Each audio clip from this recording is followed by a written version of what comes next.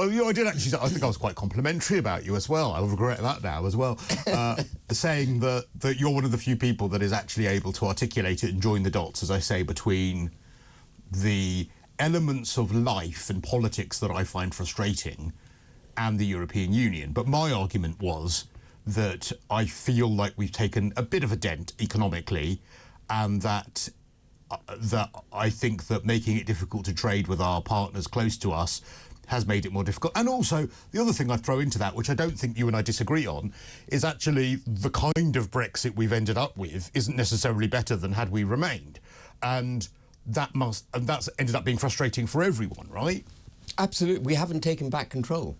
We've left the institutions of the European Union, the Parliament, the Commission, our representation on the ECJ and so on, but we haven't actually taken back control. We still have all 4,800 EU regulations that were passed in Brussels without debate by Parliament and adopted onto our statute books because Kemi Badenoch bottled, ditching them. We're obliged to align ourselves with EU state aid law, competition law, employment, environment, including the drive to net zero, which we'll be talking about in the context of King Charles.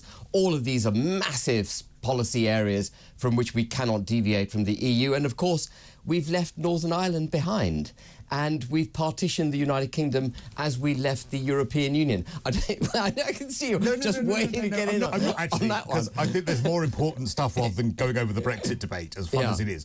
But that leads me to question what we saw on, I think, the front page of the Telegraph today, saying that reform will... Sunday Times, yeah. Sunday Times. Well, God, it is Sunday. I don't have any clue what day it is at the moment, because now over Christmas, days mean nothing. But a big article on the front page of the Sunday Times talking about how Richard Tice, and of course you are deputy leader of Reform UK, Richard Tice is the leader, saying that he's assured members of Reform that they will be standing candidates at every single constituency when it comes to the next election, other than Northern Ireland. And that immediately made me think of your anger about Northern Ireland being left behind. Surely that would be somewhere that you'd want to stand candidates, because you would want them to be able to have their voice heard if they are as angry as you are. So why aren't Reform standing candidates there? So just to clarify what Richard said, we're committed to standing in every seat in Great Britain, committed to it. Yeah. But he didn't say we're not going to stand in Northern Ireland, just to be clear on that. Northern Ireland, of course, doesn't have any representation from Labour or the Conservative Party. And, one of the reasons Northern Ireland keep repeatedly getting shafted, for want of a better word, by Westminster is because it doesn't have Labour MPs or Conservative MPs. But because it doesn't, and because our fight principally is with the uni party that is the Con Lahab socialist progressive party that governs Westminster, we're concentrating our fight naturally in Great Britain. But it's an excellent article. But before we discuss that, can I just... But sorry, just to press you on that, though. Yeah. Why isn't there more of a commitment to do Northern Ireland if you are, as a party, and yourself... So Northern Ireland's destiny... But, Reform has already selected candidates for 440 seats and intends to stand in all constituencies, bar those in Northern Ireland. So that does sound like you've either not chosen them in Northern Ireland or not made a full decision yet. So this is the ridiculousness of devolution. Northern Ireland's destiny isn't determined by what happens in Northern Ireland. It's determined by what happens principally in the Conservative Party and the Labour Party. They don't really have a say in what happens to them. And one of the things I've been saying to the Democratic Unionist Party of Northern Ireland is that Sir Geoffrey, who I like enormously, needs to bring the DUP out of Northern Ireland into Great Britain. You can't genuinely be a unionist party, in my view, without seeking to have representation in the region that really matters, which is Great Britain, where the majority of the seats are. And Sir Geoffrey should fight elections in Great Britain if he wants Northern Ireland's interests protected. So we're doing that for him in Great Britain. That the DUP, bearing in mind they are the Unionist Party, they are the party that stands for Britain and Northern Ireland being aligned together, they're sort of doing what Reform would want to do there anyway. They're sort of representing the views of Reform. There are allies. The DUP... So you don't need to stand there. I mean, the DUP... I can't say we agree with the DUP on every single policy point, but the DUP are on the main thing. On the main thing, they are our allies. You will not find a stronger unionist than those unionists in Northern Ireland. They represent the union of Great Britain and Northern Ireland in a way. I challenge anyone in England, Scotland or Wales to come anywhere near the strength of feeling and loyalty to the United Kingdom that the Northern Irish have. So that's why. OK, let's look at some of the tweets coming in before we talk more about some things. Ben Habib can articulate most subjects spectacularly. This was why he would make a fantastic PM. It's very kind. Who knows? Yeah. Who knows if Reform get a few seats? Though 100% Union, this is their Twitter handle, says Reform have not a hope in hell of winning seats in a general election.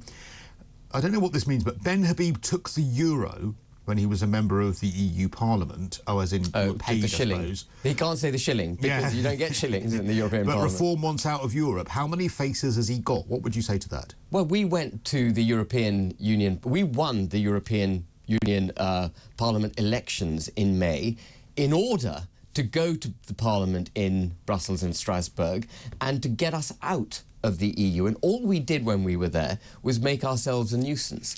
And even though I did take their salary, absolutely, I didn't take a single penny of their expenses that they offered up, which were vast, by the way, 24,000 euros a month to set up an office in London. I didn't do it. The purpose of being a member of the European Union's Parliament was to take the fight to the EU and try to get us out of the EU. But do you think that was a bit hypocritical? No, I don't. We unseated Theresa May by winning the May elections in 2019. That was a critical first step towards getting Brexit done. Sadly and regrettably, we stood down against Boris Johnson. Do you think, as a party, you made a mistake doing that? Because, well, it was Farage really that did that, and he... It was a mistake. This is what I find a bit frustrating about Nigel Farage, and that is that he said that I think he has said since that he regretted sort of trusting Boris Johnson. Absolutely. He said that he trusted Boris Johnson to deliver Brexit, but actually regrets trusting him in order to deliver a Brexit that was palatable, which we all know he didn't. However, he has since said, though, that he wouldn't rule out perhaps him and Boris Johnson being on a shared ticket for something. So where does he stand on Boris Johnson? So, I mean, you'll have to ask Nigel Farage. Yes, I know you're not Nigel Farage. I'm not Nigel Farage, but I was personally very circumspect and... Well, I was more than circumspect. I was upset about standing down 317 candidates against the Tories. He is sort of an unofficial... Is it chairman of your party or... He is president of the party. President. Yeah. So he's not an active member, if you like, but he is president of the party. But I do regret standing down 317 candidates against Boris Johnson. The argument that was made was that if we didn't give Boris a thumping majority, we might get a coalition between Corbyn and the SNP. There'd be a second referendum and Brexit would be lost. But of course what we've got is the bastardisation of Brexit in the way that we've already discussed on this programme. Sorry, so you lost me at a Sturgeon-Corbyn coalition. I'm just... Well, that's what the fear was back I'm just in 2019. having trouble keeping my breakfast down on that one, I have to be honest. But if I can just quickly develop that theme for a second. You know, so the argument that Nigel would make is that in order to preserve Brexit, we had to stand down. And we trusted Boris, and regrettably, Boris said all sorts of things about how he would fix the withdrawal agreement once he was in office. But the moment that Boris had to fix that agreement, the best moment he had, was from the 12th of December 2019 when he won his 80-seat majority, and 31st January 2020 when he implemented the agreement. He had 6 weeks in which to pivot and actually say, I know I championed the withdrawal agreement when we had a constitutional crisis in Parliament because we couldn't agree on a direction of travel for Brexit, but now I have an 80-seat majority, it's a strong government, and I'm going to give you the Brexit that I promised I would give you, which is, you know, a no-holds-barred, independent United Kingdom. The country leaves the EU as one United Kingdom. I never understood that. I never understood why he didn't just tear up the withdrawal agreement. What he said before the election, and I'll never forget it, was that, well, firstly, there were a number of lies he told before the election, but one of them was that if there was ever a customs form that needed to be filled in between Northern Ireland and Great Britain, it should be torn up and sent to Downing Street, and that ended up not worth the breath that it was given. So just to be fair to Boris for a second, this is a bit of detail, but Boris was talking about goods moving from Northern Ireland to Great Britain, not Great Britain to Northern Ireland. And he said, you know, if there's any checks on goods coming that way, so far there haven't been checks. But by the way, he has lovely blonde hair that he was splitting at that point. But the EU has the right to implement checks on goods going from Northern Ireland to Great Britain. People haven't picked up on this. The protocol and the Windsor Framework gives them the right to do it. And last July, 2022, not last July, 2022 July, the EU threatened the UK with sanctions if we didn't impose checks on goods going from Northern Ireland to Great Britain. And that is going to raise its ugly head in the future. So you're right, Cristo. Boris was yet again being economical with the truth when he said... Lying would be a better word. Lying is a better word. When he said there wouldn't be checks on goods going from Northern Ireland to Great Britain. What I've never understood, because even though I couldn't stand Boris, when he got that 80-seat majority, there was a part of me that thought, well, actually, we've been in so much limbo for so long now, and having a government that has a majority is always a good thing for the country, because at least things can be done. And up until the election, other than that Northern Ireland lie and various others, what he did say was, right, I'm going to take the best bits out of Theresa May's withdrawal agreement, ditch the bad bits, and more or less start again. And he didn't really do that when he had an 80-seat majority, which I thought was the point of doing that. Yeah. And yes, it might have meant that he had to go to the nation and say, look, OK, I promised to get Brexit done by this date, but you know what? It's worse than I thought with this withdrawal agreement. Give me another 3 months and I'm going to get you a better deal, because... And trash Theresa May, because what Theresa May negotiated was rubbish. And yes, that would have been breaking a manifesto pledge, but it would have ended up with a much better deal. I've never understood why, with that 80-seat majority, he didn't do that. Because he's not fit to govern, frankly. Well, yes, that would be the simple answer. But here's the narrative that he bought, which needs to be debunked completely. And it's this, that we needed a trade agreement with the EU as a paramount prerequisite for this country's economic future to be sound.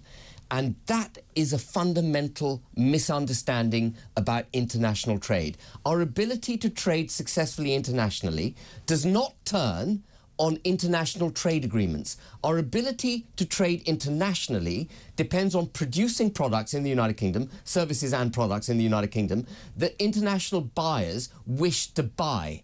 And that turns, in turn, on domestic policy, domestic legislation, not on international agreements. Our ability to be competitive on the international stage depends on what we do domestically, principally. If we deregulate our domestic manufacturers, give them the ability to produce high-quality products that of the nature that other countries want to buy, but we take the knee, for example, off the neck of net zero.